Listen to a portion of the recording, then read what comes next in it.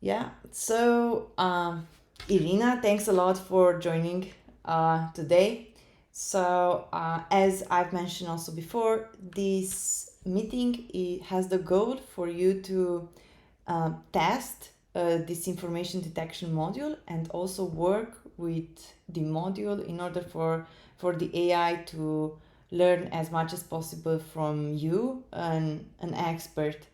But before I start, would you like to introduce yourself and tell us like one or two sentences about you and your connection to this journalistic, disinformation world, investigative uh, things? Yes, of course. Well, thank you so much for having me here, and I'm really excited to see how the system works. So, my name is Irina Matchavariani. I'm a Georgian journalist based in Tbilisi, Georgia, and I'm currently employed with Coda Story. It's a small nonprofit newsroom where we track what we call currents and sort of try to see the bigger picture of like how international news turns into bigger stories. And one of the things that we track and have been tracking for years is disinformation. So I've been professionally involved with some disinformation narratives that show up globally. And also, as a Georgian journalist, Georgia is a pretty ripe land for disinformation from Russia. And so I'm sadly intimately familiar with some of the biggest, let's say, anti-European, anti-sort of Western disinformation narratives. Even if I was not a journalist, I feel like there would be no escape from like knowing some of the key disinformation narratives, sadly.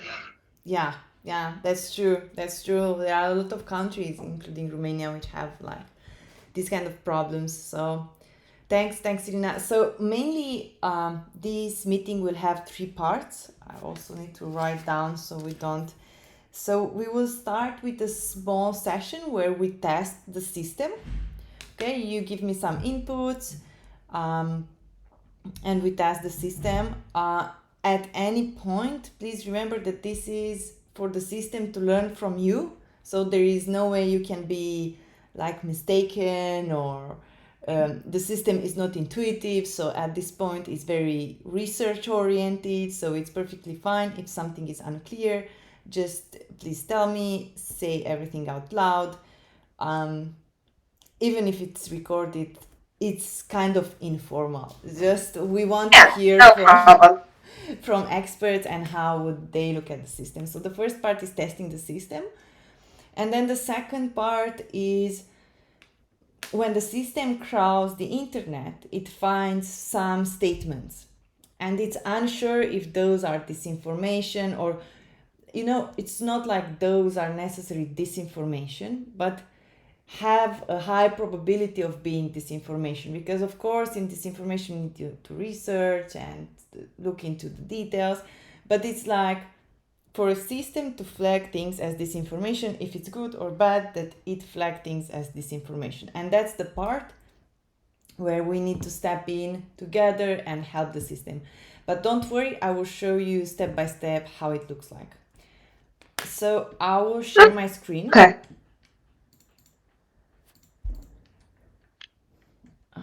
Okay, this one. Okay.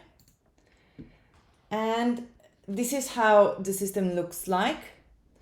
And I will start with, so here we just input some text to see if the system finds it as disinformation or not, in order to be able to understand how the system behaves. So let's say the EU is forcing people to eat insects. Okay, so now I will put it in an example, but then you will come with your own example just for me to show you. So right now the system is searching inside its database, and trying to understand if this is a disinformation or not. The system works a bit slower because the model are Mm-hmm. quite big, so we will have to have some patience with it. And yeah, No so problem. the system predicted the label disinformation because it is part of the narrative. People are being coerced into consuming insects. And if we look, what we can do is that we can look internally and see that this is a narrative. So whenever the system finds a text, it tries to find a disinformation narrative that it can match the text to. And the disinformation narratives are abstract principles from the existing fake news. So these are fake news and this is a narrative. So basically it says that this is disinformation because it's part of this narrative. But bigger narrative. That's great. That would be so helpful. But first, let's test it. Imagine that you need to spend a Let's lot of go. money on it. Let's test it and see if it Sounds indeed perfect. works good or not. So, is it good for me to take over now? Yes. So one thing that I was working on recently, with in light of the U.S.-Iran war, I recently did a story on the Dubai influencer bubble sort of bursting a little bit. And the biggest sort of narrative that came up from the first attacks on Iran, from Iran on Dubai, was that Dubai was still like the safest country, and like there was no missiles or anything like appearing in Dubai. And I was just curious. This might not come up as a disinformation, but I'm just curious if it would. So we And put then here Dubai is the safest country in the world, or what text should we try it on? we can say, yeah, let's try that one first. Safest, not a country, city, the world. Yeah, so with you, since you are from Georgia, the system would be really tested because it's from what, yeah, it says that it's true, because according to its knowledge, it does not find any narrative, any disinformation, big disinformation narrative surrounding this topic. Perfect. So it's Okay. Yeah, I would, because the way we were looking at it was sort of like whether. So what happened back then was that there was a very what seemed like a coordinated campaign by the influencers. Were like, oh, there is no missiles, there is nothing, we're all very safe. So the sort of the last story I worked on was basically asking the question of like whether the influencers really felt like that or it was more of a coordinated campaign. But as a Georgian, and as like we could definitely test out the more sort of prevalent narratives. So I think one of the biggest ones that I would be interested in is connected to Russia. So let's start with like the easier ones, where like we can say that the EU, the European Union, is against like traditional values for countries like, Georgia, Romania, I'm assuming.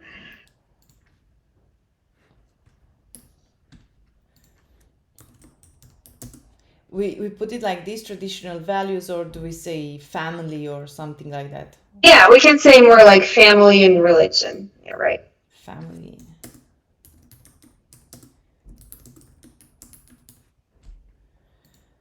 Well, hopefully it works. I have no idea what the system is going. Okay. So it says that the EU is against family and religion. It has a predicted label of disinformation, and it also connects it to the undergoing forced Islamization. And yeah, that's a very good point. If we look into this, we see that there are some fake news, and this narrative is also part of the bigger narrative forcibly converted to Islam. and Islam Yeah, aggressively expanding across Europe. So, yeah.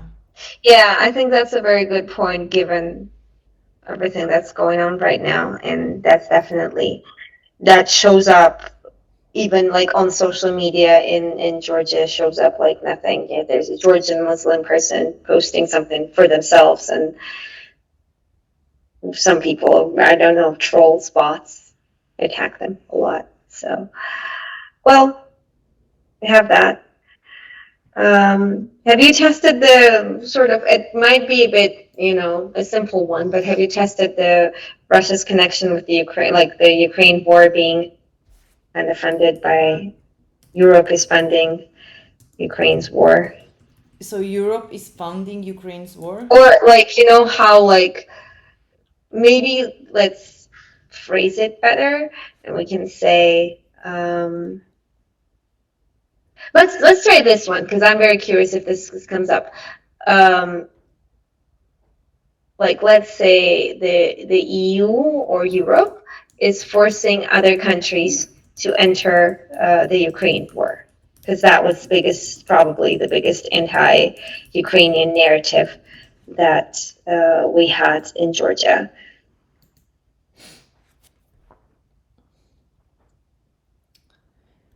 Yeah. Yep. So And it what does it connect? yeah, it connects it. Should I like make it bigger? I'll just make zoom on my screen. Yeah. Yeah. So it predicted as disinformation because it also connects it to the narrative the EU is actively involved in the Ukraine conflict. And if we look inside, this is like the EU caused the war in Ukraine, Germany is party to Ukraine war, and it's part of the bigger narrative external forces are manipulating the Ukraine conflict. Mm-hmm. Well, I mentioned this one because one of the biggest. So for those who are unaware, and I'm just going to clarify for a little bit, where like the Georgian government at the moment is very pro-Russian, even though they do not say it out loud. Their policies are very pro-Russian, and one of the biggest anti-Ukrainian sort of talking point that they had is that Ukraine or like Europe and Ukraine together were forcing like countries like Georgia and maybe Moldova as well to enter the war. So there would be another front for Russia. So that was the biggest point they used, that if you keep us as a government, then we will keep peace. And if the pro-European powers show up, then they will start the second front, and then yeah, we will be also involved in war.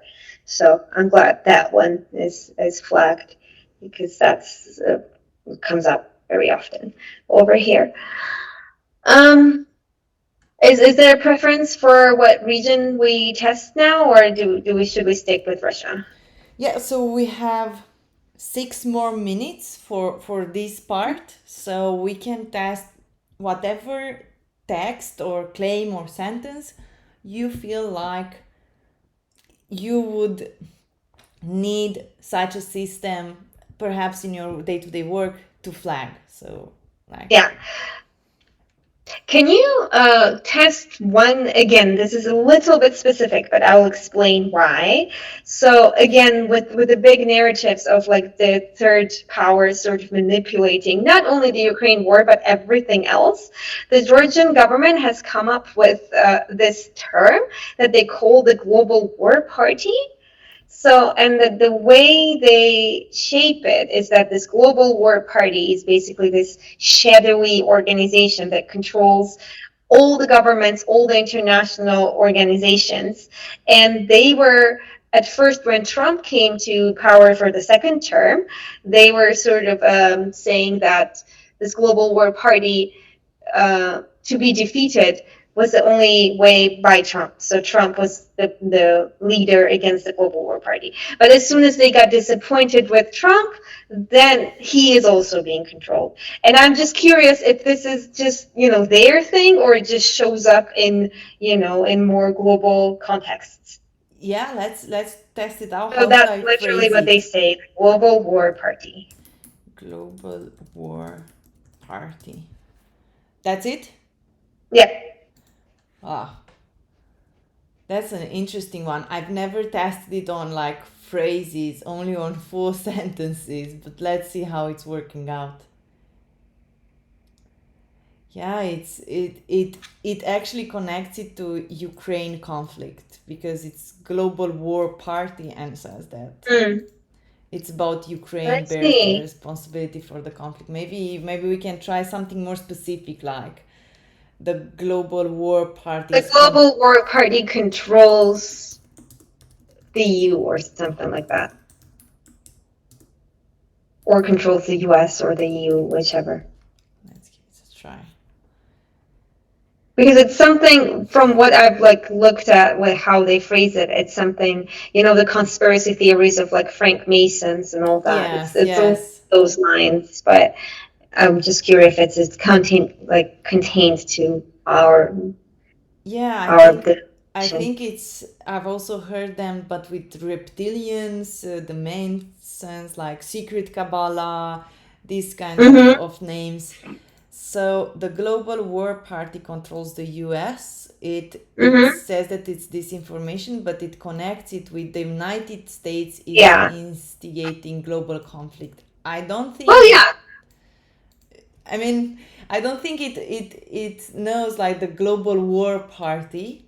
It's Yeah, well, good just for good for the system. And I mean, not in this way. It would be good to know, but I'm glad that it has not spread yet, yeah. because it's probably the biggest nonsense we've been hearing for a while. Yeah, we have time for one more test. Let's think about one more specific other thing. Um, okay, what else was I interested in?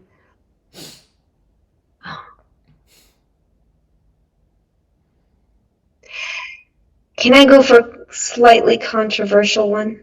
You're okay Yes. with that? Yes. Can we try Israel is committing genocide in Palestine?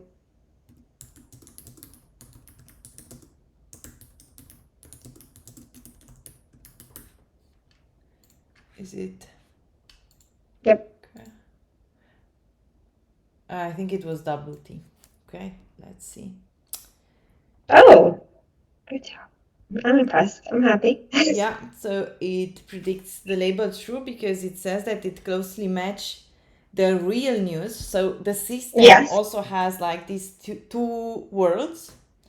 So it has the disinformation world. So what are the mechanism? What are the principle? What are the values of Mm-hmm. disinformation? So what are their core values?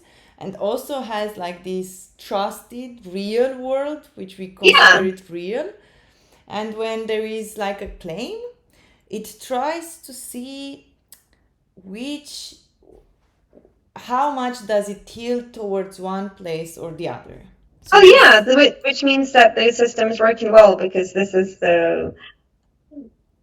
I do believe that this statement is true. So it's probably that's why I said it might be slightly controversial with certain people, but I always feel like that's something that should be talked about.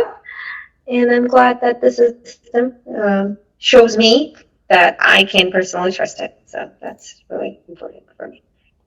awesome. So we finished the testing of the limits with something more specific.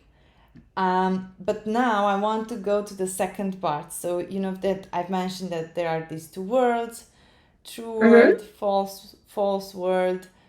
And the thing that the system can do is that for you as a journalist, so right now we tested it, but we can Yes. also modify how the system behaves. And I will show you something specific. And this is the part where the system looked online, it found a bunch Mm-hmm. of claims and is not sure about. And I will pretend that I'm the journalist just for me to show you how it works. So we Yes. have this sentence. Trump says Crimea will stay with Russia as he seeks end war in Ukraine. So Yes. the system flagged this as disinformation because it's part of the narrative Crimea will remain under Russian control. Yes. And I'm a journalist, and I would say, okay, but this is not disinformation, okay? This is true. Why did the system fail?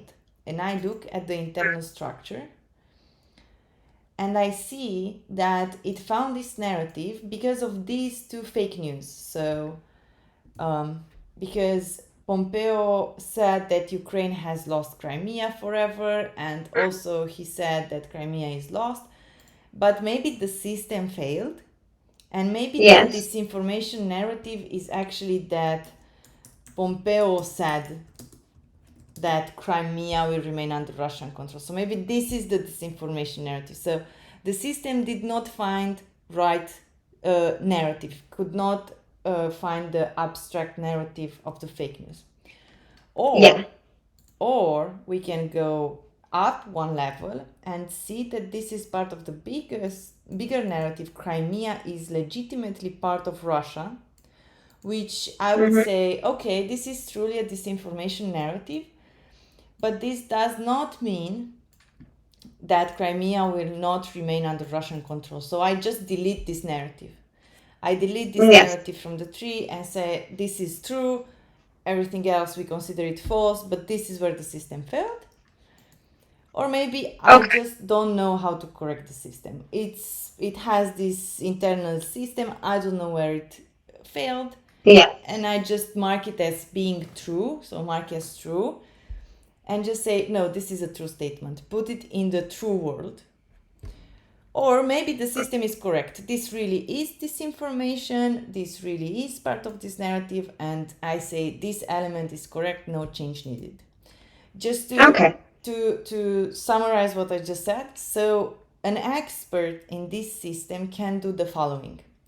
Can edit or correct a narrative from the internal Mm-hmm. system, can remove a narrative from the internal system because maybe it's not valid, can just mark the element as being in the opposite category, or confirm that the element is correct.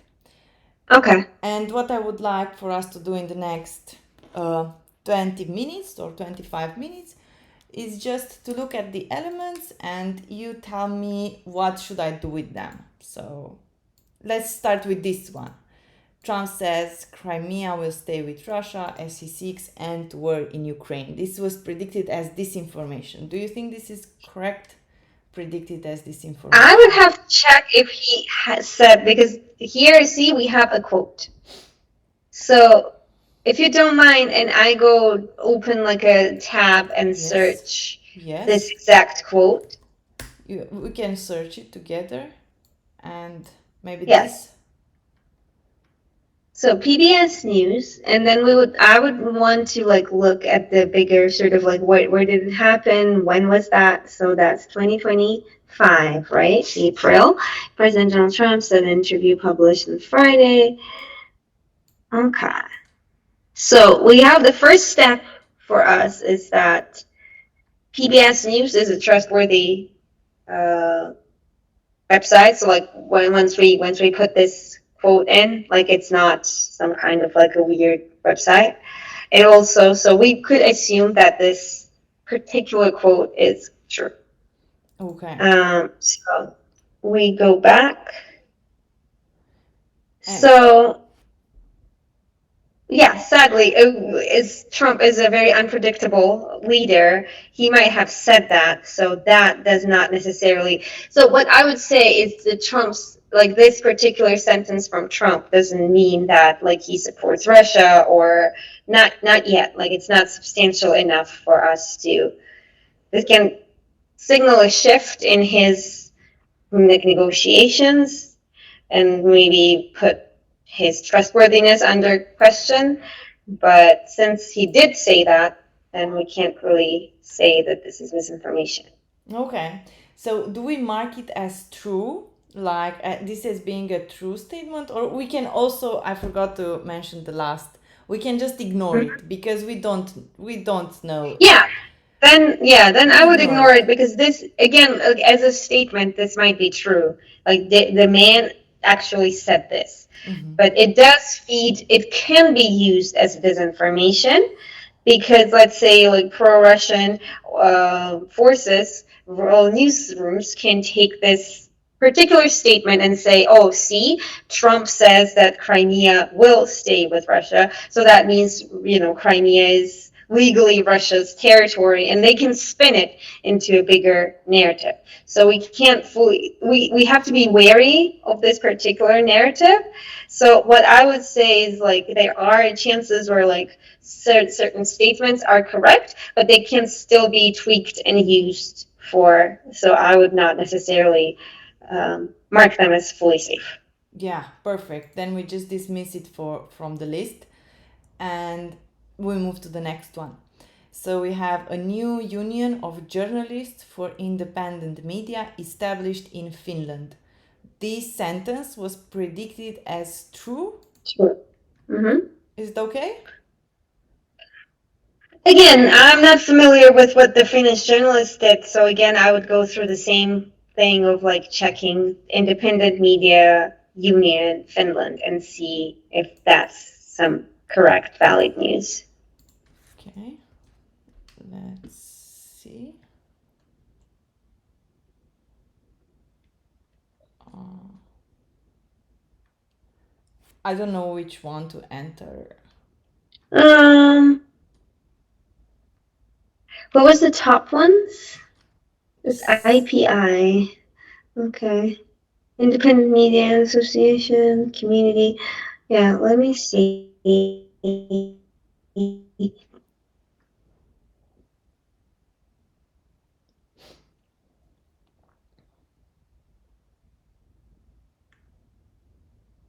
We can also do like the opposite. I can send you the link and you can enter it and you share the screen with me. Yeah, I don't know. Like again, like with this particular one, this does not feel like something that would be disinformation in itself because it's sort of like it's harmless. It's actually good for journalists if they started like an independent media panel or like union. But yeah, I would have to check. But like my thought would be yes, this is true, and like this is not harmful if we mark it as true. But yeah, I would do the fact check. Okay. But it says that there is, yeah. Yeah, don't worry. We can move to the next one. I marked it as correct. Okay. Okay. US offered land of Ukraine for peace with Russia. This was marked as true because it closely matches the United States and Ukraine are discussing a potential peace agreement with Russia. Yeah, I think I do agree with the system in this one. Again, this can be potentially used in a misinformation campaign, but the U.S. and the U.S. and Ukraine have been in talks, and sort of the land concessions are the biggest concern of Zelensky and why we haven't been able to like have an actual agreement because the U.S. is actually pushing Ukraine to um, give up some of their territories, and this is the biggest point that the parties do not agree on. So the statement in itself is true, but again, as for the previous one with Trump, I would say that this can again, like if I saw this sentence translated into Russian and sort of weaved into, let's say, a pro-Kremlin narrative, I can fully see how like, oh, see, the U.S. is fully on our side, and this is whatever, whatever. So this could be turned into a bigger. This could be used for a potential misinformation campaign. Yeah, but for this step, do we mark it as true or do we just ignore it? It is true, sadly. Yeah. So, Okay. Okay, next one. Russia could negotiate a peace that considers the will of former Ukrainian territories. This was marked as true, with no disinformation narrative. Yeah, I feel like that's also the other part where like Russia is always trying to um so one of their biggest narratives in this war, in the previous wars, even with war in Georgia, is always the Russian speaking populations of those countries. So and what they want. So I can totally see Russia saying that okay, we will consider what people in Crimea or in Donbass want. Again, I would have to fact check this, but like my sort of instinct tells me that this could be something that would come up in the negotiations. So do we leave it as true, or do we say this Yeah, is? but we can also do a quick check if you Yeah, want, just yeah, let's do but I it. feel like yeah. I feel like this would come up. Yeah, let's check.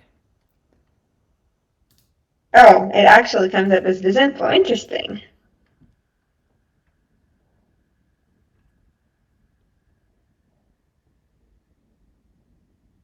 Oh, it is actually proclaim. Oh, see, that's why it's isn't that complicated where yes, this could where like if they said that like if the government, made an official statement of this is what we're gonna do. It's another thing if they're gonna do it or not. Yeah, Or if this is like not fair or true or but yeah, that's a good catch. So it's what's the word? It's basically debunked this information that I almost flagged like true. So see? yeah. So we mark it as fake. I It's guess so, yeah. its label is true. Okay. So right now, what the system is doing is that whenever it fails to find a narrative, a disinformation narrative, it ingests it. For example, if you were to have this, I don't know, something specific with the war party, you could Mm-hmm. ingest the information, and now the next time it finds something that falls under this particular narrative, it would just it will find this narrative because you learned the system this new narrative. Yeah. Well, this is a very good lesson for me too, where like this statement does sound true, does sound like something that Could Russia be. would say. Yeah. And maybe they did say that, but that doesn't mean that it's not part of a, disinformation campaign and trying to win support. So that's nice. Yeah. Something to keep in mind for me.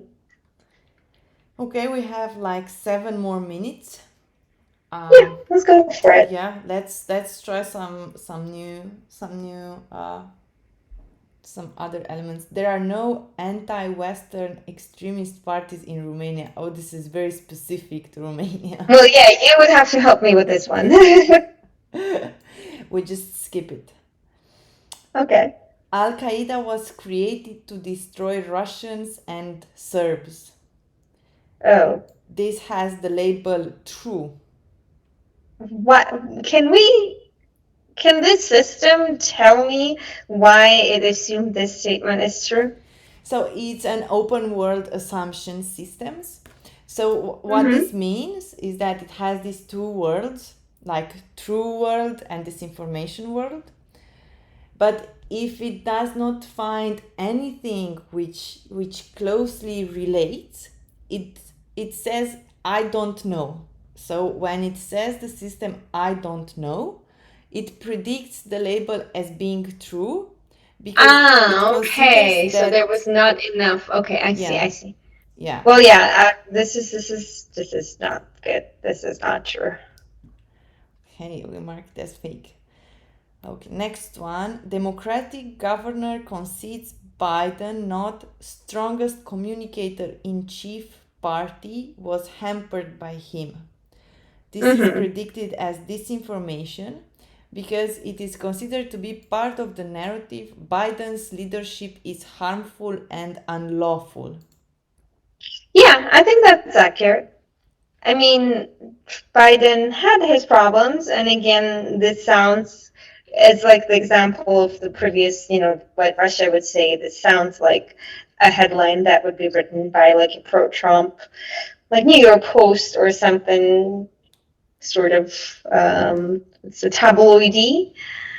But yeah, I think that feeds into that narrative nicely. Okay, good.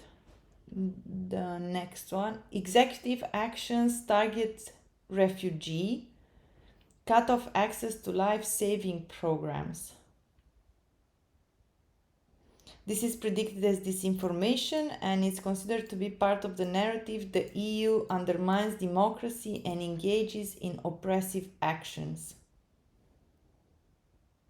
I think it's also important to see the CWS. That's like again what the source. I think one of the most important parts of like seeing the disinformation is also like the sources. So yeah, I mean,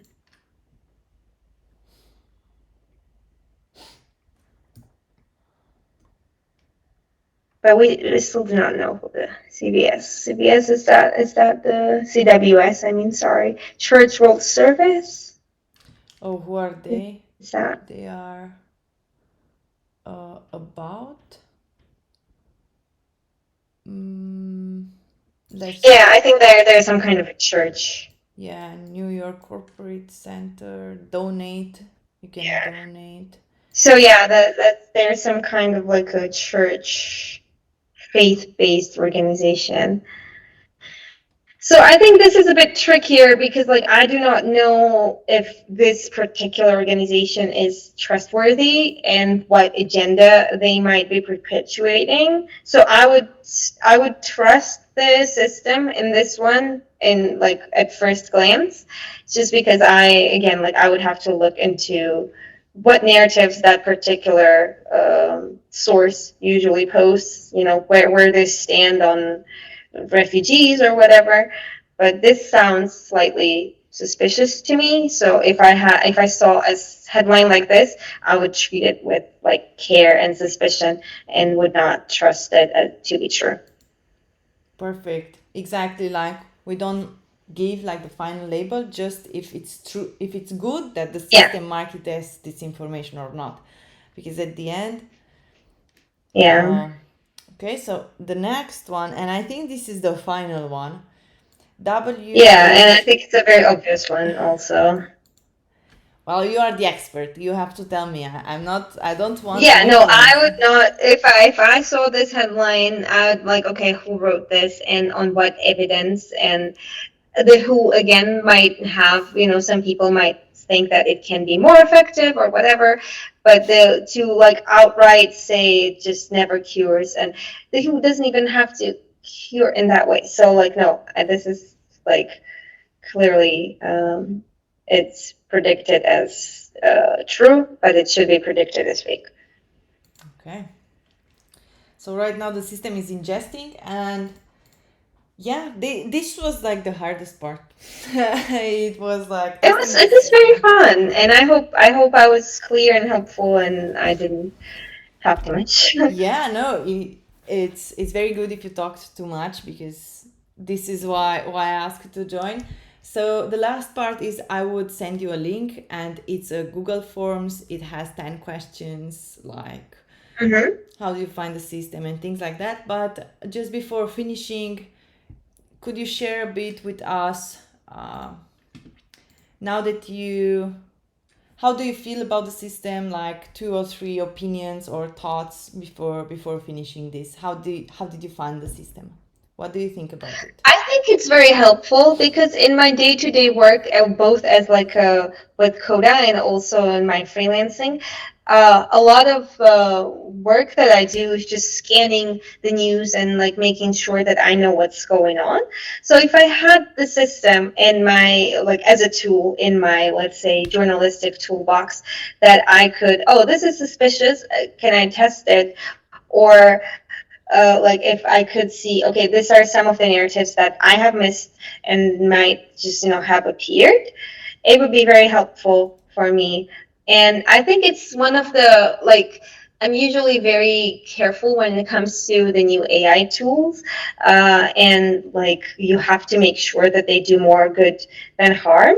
But this one, that would facilitate, facilitate the gathering of information, I think it would be very helpful for journalists. And one of the most important parts is that this system allows you to evaluate it as like as a human.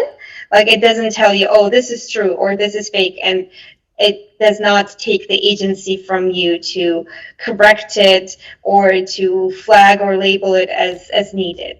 So I think that aspect of like using this as a tool, using this to like give you all the information that you then need to digest yourself and label correctly.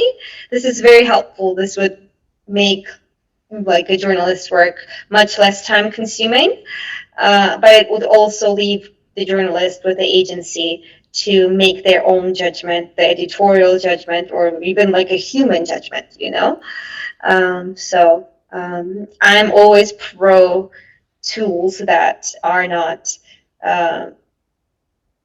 taken necessarily at face value. Like how people sometimes say, "Oh, ChatGPT told me," and then this is like that means it's true for them.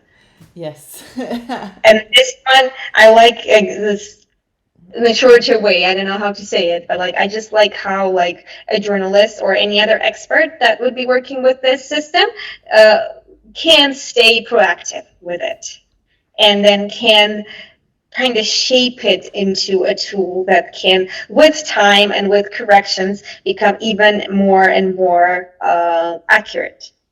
So I like this sort of ratio of, oh, sort of the LLM does the hard work for me, where like it grabs the information where I don't have to look in 15 other places. And then I, as an expert, as a professional, I still have the chance to make the judgment on it. And it does not make the judgment for me.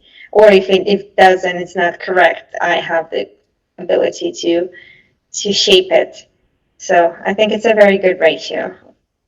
Well, thanks a lot for the feedback and for the insights. I hope that at least everything that you told me, I make sure to add in the paper. So whatever AI researchers or people read or start from this paper, go forward in their research with your thoughts as a journalist Thank you. experience. That's very flattering in the best way possible, and I'm very happy to have helped you.